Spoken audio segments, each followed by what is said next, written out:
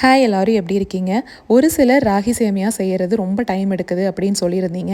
இப்போ நான் சொல்கிற இந்த மெத்தடை ஸ்டெப் பை ஸ்டெப்பாக ஃபாலோ பண்ணுங்கள். டக்குன்னு செஞ்சிடலாம்.